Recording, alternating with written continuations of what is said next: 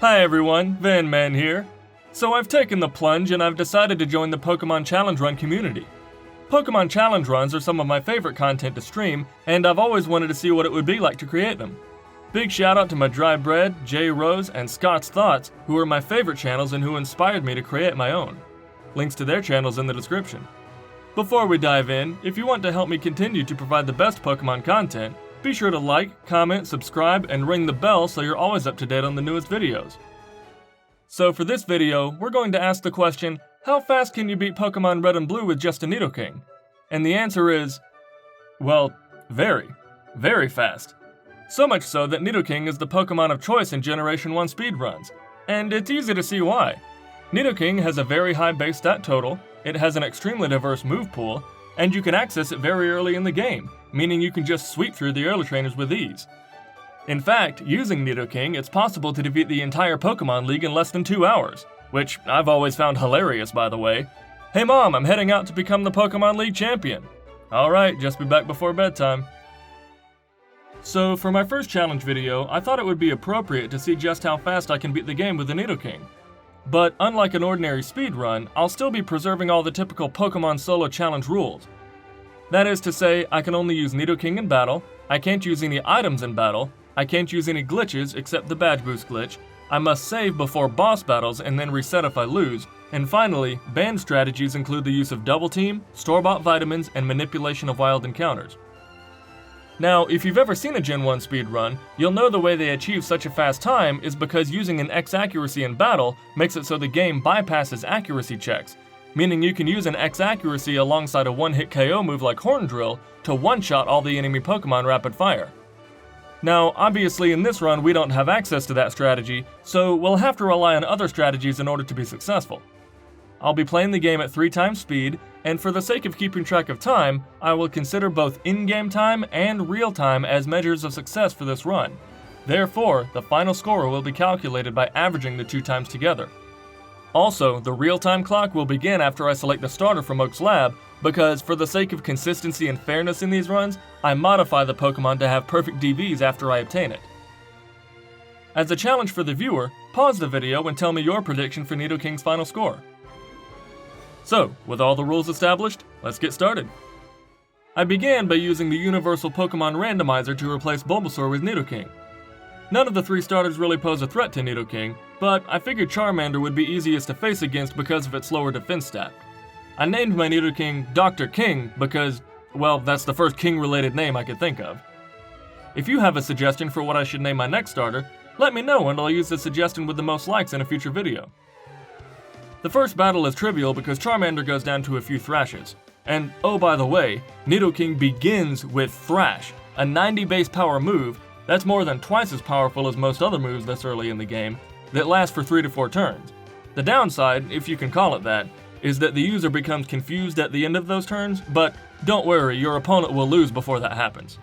While fetching Oak's parcel from Viridian City, I chose to fight all the wild encounters on Route 1 because, as powerful as Nidoking is, he still only has normal type attacking moves to face Brock, so we're still gonna have to level up quite a bit before we're ready to face him. In preparation for Brock, I fought all 3 bug catchers and some more wild Pokemon in Viridian Forest, followed by the junior trainer in Brock's gym. My first attempt at Brock was at level 15, which I estimated would be the lowest level I could beat him consistently. The strategy for Geodude is just to spam Horn Attack. With Nidoking's high speed stat, there's a relatively high chance to critical hit, which bodes well against Geodude who likes to spam Defense Curl because critical hits in Gen 1 bypass stat modifications, therefore negating all the prior Defense Curls for that turn. Ironically though, in this particular fight, Dr. King never got a crit and Geodude only ever used Tackle. Still, Geodude went down in 6 hits with 35 health remaining for Dr. King. The strategy for Onix is to spam Horn Attack until it uses Bide, at which point we switch to Tackle in order to take the least amount of return damage. We were lucky in this battle because Onix used a lot of Screeches and didn't even bring us into red health. Once Onix is in the red, we're able to take it out with one final Thrash attack, winning us the Boulder Badge. After Brock, the game becomes very easy leading up to Cerulean City. Almost all the enemy Pokemon on Route 2 and Mount Moon go down in one hit, and we even have plenty of power points to make it the entire way without healing because Thrash, as if it needed to be pushed any further, only uses a single power point for its entire 3 to 4 turn cycle. In Mount Moon, we defeat the Super Nerd and I chose the Helix fossil. Apparently you're supposed to tell people that in these videos? I don't know, I heard that somewhere. When we make it to Cerulean City, we heal in the Pokemon Center, not because Dr. King actually needs it, but because later we plan on digging from Vermilion City back to Cerulean, and digging always takes you back to the last Pokemon Center you healed at. Against rival number 2, the only way we could realistically lose is for Pidgeot to spam Sand Attack and then for us to get extremely unlucky, which is not out of the question, but this time it just went for a couple quick attacks before going down to 3 Horn Attacks. Aber and Rattata are both one-shots with Horn Attack, and Charmander goes down to a single Thrash. Because of Thrash, Nugget Bridge on Route 4 is trivial, leading to Bill's house where we get the SS ticket, and then we escape rope back to Cerulean City. Next, we take out the mandatory junior trainer in Misty's gym, followed by our first attempt at Misty herself. The strategy is to Horn Attack Staryu and then Thrash the Starmie, mainly because I don't want to Thrash the Staryu and then risk becoming confused against the Starmie. Staryu takes 2 hits with Horn Attack, and then I wasn't sure if we would outspeed the Starmie, but we do, and Thrash takes it to under half. Starmie then lands a critical hit Water Gun and then goes down to a second Thrash. I gotta say, I was sweating a little bit in that fight because Bubble Beam in that same spot might have been enough to get the loss on that one. Nevertheless, after winning the Cascade badge, we use the TM that Misty gives us to teach Dr. King Bubble Beam. After Misty, Dr. King makes quick work of the SSN, in which there are only 2 battles. The first battle is to give us access to the TM for Body Slam, which will replace Horn Attack, and the next battle is rival number 3. In the rival battle, all of his Pokemon are one-shot with Body Slam except for Charmeleon, which requires 2 hits with Bubble Beam. Charmander did manage to burn us with Ember, however, so we'll see if that affects the battle with Lieutenant Surge later. By the way, does anyone else get why rubbing the captain's back would cure him of his illness? It's like you just have the magic touch or something. I would think the writers would have sent you on a mission to get some medicine from the infirmary or something like that. I mean, at least make the character give the captain a potion from your items pouch. It just doesn't make sense. Anyway, after getting the HM for Cut, we head into Surge's gym and have our go at the trash can puzzle. Surge is a breeze because his Pokemon have very low defense, and their best moves can't even hurt Nidoking anyway. A few Body Slams and a couple Thrashers later, we have the Thunder Badge, but, more importantly, the TM for Thunderbolt, one of the most useful and powerful TMs in the game, especially this early in the playthrough. I immediately teach it to Dr. King, replacing the useless Tackle. Next, we listen to the chairman's boring story, for which he rewards us with the bike voucher, then we dig back to Cerulean City, grab the bike, and make our way through Route 5 and Rock Tunnel. I should note here that as a matter of consistency, I will not actually use the bike anywhere except for Cycling Road for these playthroughs. Playing at 3 times speed, I already bump into walls and dance left and right around doorways enough as it is. I don't need to compound that. Upon arriving in Lavender Town, we bypass the town altogether and head straight to Celadon City where we have several errands to complete. First, there's the department store which carries the Pokédoll, the drink to give to the Saffron City Guard, and the TM for Ice Beam, which will replace Thrash. After all this time, as good as Thrash is, we finally reach the point in the game where we have better options. Next, we head just west of the city to pick up the HM for Fly, and then catch a Spearow in the tall grass close by to teach it the move. Flying back to Lavender Town and facing rival number 4 is just as easy as it was all the other times, because Dr. King now has super effective type coverage against his entire team except Kadabra, which has very low defense and which we outspeed anyway. As per usual, the only team member that isn't a one-shot is Charmeleon, which requires 2 Bubble Beams. After getting the Poké-Flute, you are likely aware that the game really opens up and you can complete most of everything else in pretty much any order you want, making it a very critical decision point for solo challenge runners. In the case of Nidoking, my plan is to face Erica and then immediately head to Silphco to grab the TM for Earthquake, because that's what will allow us to sweep through the next big chunk of the game. Once acquiring Earthquake, the trainers that would have otherwise been very challenging become a cakewalk by comparison. The battle with Erica can be a little annoying because her Victory Bell is fast and hits hard and likes to go for turn 1 Sleep Powder. Fortunately, we are slightly overleveled, so we manage to outspeed and take it out with 2 Ice Beams. Tangela is not nearly as tanky, so it goes down to a single Ice Beam, and Vileplume attacks with Mega Drain before being knocked out with 2 Ice Beams as well, winning us the Rainbow Badge. Next, we get Earthquake from Silphco and then travel down Cycling Road to Fuchsia City to face Koga, who is a cinch because his entire team is one-shot with Earthquake, winning us the Soul Badge. Now, ordinarily, rival number 5 followed by Giovanni would be next, but since Nidoking can learn Surf and we therefore don't have to get Lapras from Silphco just yet, we instead complete the Safari Zone mission and acquire the HM to teach it to Dr. King, replacing Bubble Beam. We then make our way to Cinnabar Island, where we complete the Pokemon Mansion puzzle, acquire the secret key to access the gym, and then challenge Blaine, who, I must say, has the worst AI in the entire Pokemon League. I mean, his go-to plays are Roar, which literally has no effect whatsoever in battle, Agility when his Pokemon already outspeed, and my personal favorite, Turn 1 Super Potion at full health. I mean, even in the case of Alakazam's Recover at full health, I can still somewhat justify that in my mind by attributing it to user error on the part of a poorly trained Pokemon. But in Blaine's case, if his AI actually happened in real life, what that would mean is that he summons his Growlithe from his Pokeball, then immediately runs out onto the battle arena himself to administer a potion before any trainer has even called an attack. By the way, I'm making fun of Blaine's AI because there's nothing really to commentate on in the battle. I pressed A on Earthquake a few times, which one-shot everything except Arcanine, after which Blaine, to the surprise of exactly no one, responded with a retroactive Super Potion and gets taken out, winning us the Volcano Badge. Now, because we have sequenced everything in the way that we did this run, rival number 5 will actually be much easier than he would otherwise have been. Partly because of the extra leveling, but also because Silphco, Safari Zone, and Pokemon Mansion are all very generous in the way of vitamins to boost our Pokemon's stats. Remember, store-bought vitamins are against the rules, but any found items are fair game. With the help of these stat buffs, let's see how we fare in the battle. Neither the Pidgeot nor the Execute can handle the cold and are therefore one-shots with Blizzard. I should note that Blizzard only has 90% accuracy, so Dr. King avoiding Sand Attack from Pidgeot is by no means guaranteed, but we did manage to get lucky this time. Next, Gyarados can't handle a 4 times effective Thunderbolt, and thanks to Dr. King taking his Carbo supplements, he outspeeds Alakazam and one-shots it with Earthquake. Finally, Charizard takes about half damage with Surf before showing us his rage. Well, I guess he must not have been too angry. By the way, I know lots of people in the Pokemon community knock on Rage because it's so bad, but I actually like the concept. I just think the design was poorly executed because it's so weak. It would be a really cool move if it did exactly the same thing but just had a higher base power. Up next, Dr. King absolutely steamrolls through the next portion of the game. Let's count how many Pokemon he knocks out before taking any damage. Trainer's Cubone, Drowsy, Marowak, Giovanni's Nidorino, Kangaskhan, Rhyhorn, Nidoqueen, Sabrina's Kadabra, Mr. Mime, Venomoth, Alakazam, Trainer's Rhyhorn, Trainer's Machoke, Machop, Machoke, Giovanni's Rhyhorn, Dugtrio, Nidoqueen, Opposing Nidoking, Rhydon, Rival number 6's Pidgeot, Rhyhorn, Execute, and Gyarados. Granted, Pidgeot couldn't actually attack because the quote good AI prioritizes the Psychic type agility against Nidoking's poison typing, and Gyarados did miss its Hydro Pump, but still, what a streak! Finally, Alakazam breaks the streak because it outspeeds and takes us into orange health with Psybeam. Nevertheless, Alakazam is one-shot with Earthquake, and against Charizard we actually get our first Gen 1 miss of the run, allowing Charizard the chance to take us out with Slash. And I'll go ahead and explain this now for those who don't know.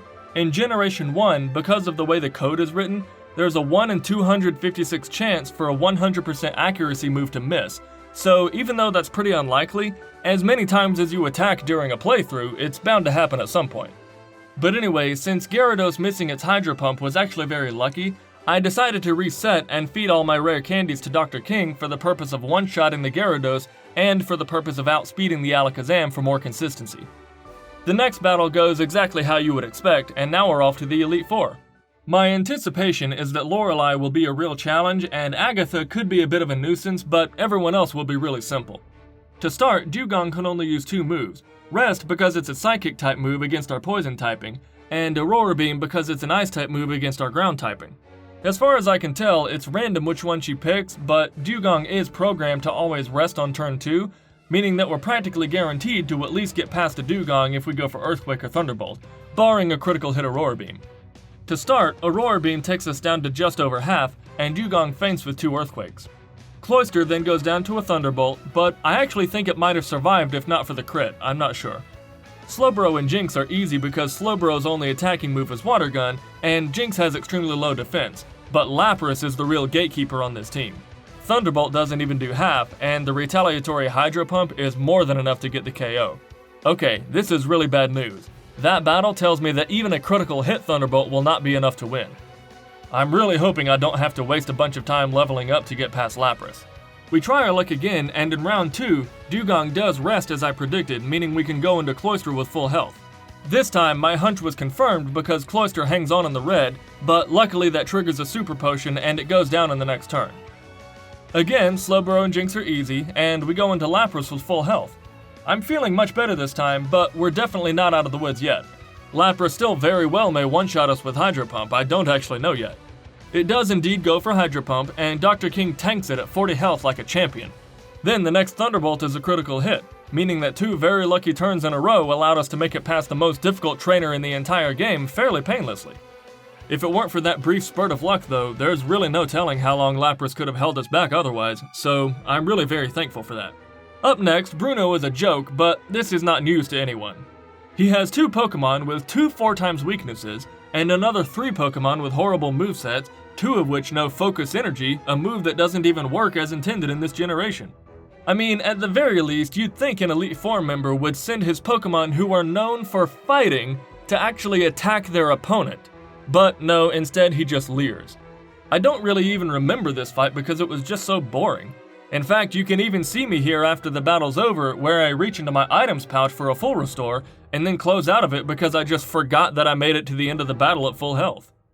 Up next is Agatha, who can be extremely trolly.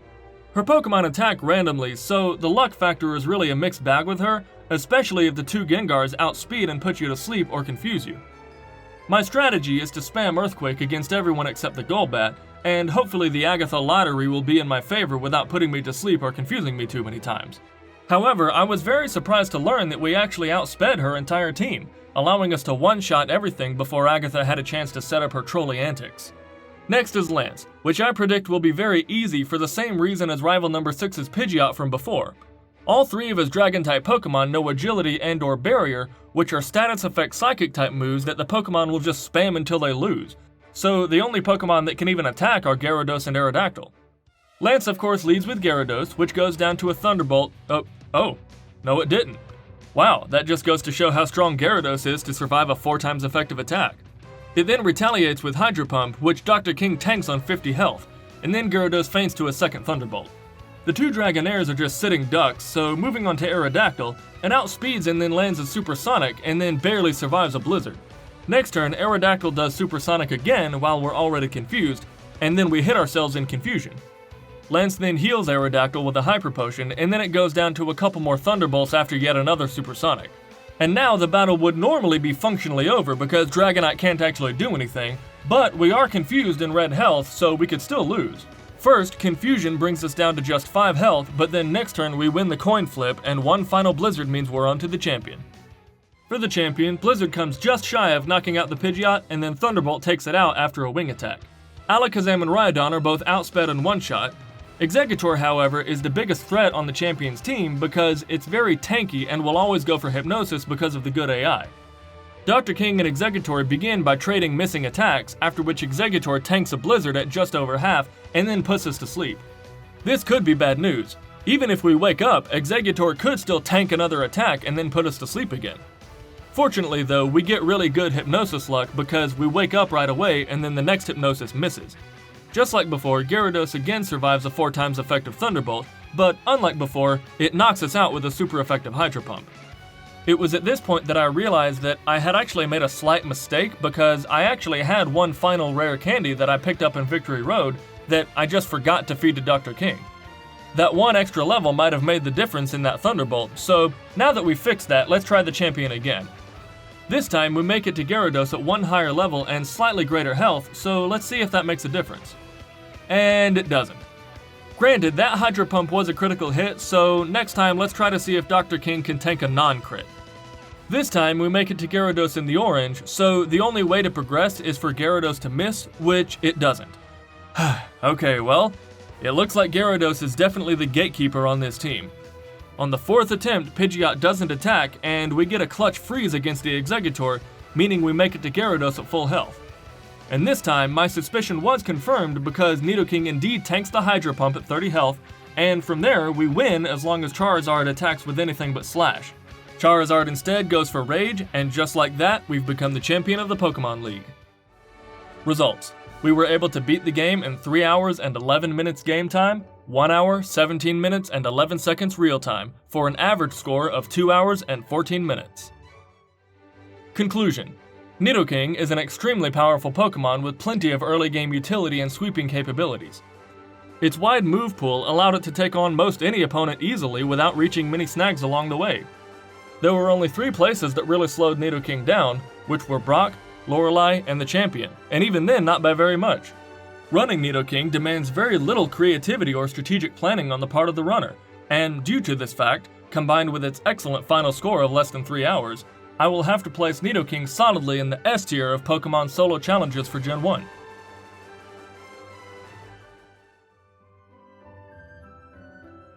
Well, I thoroughly enjoyed running the game with Nidoking, and I especially enjoyed the process of creating my first ever challenge run. Maybe next time I'll choose a more difficult Pokemon. If you'd like to see more, comment down below which Pokemon you'd like to see in the future, and also please like and subscribe to help me continue creating more content. Thank you so much to Scott's Thoughts for helping me get my channel started and for teaching me so much about video editing. I couldn't have done it without you. See you next time, everyone. Take care.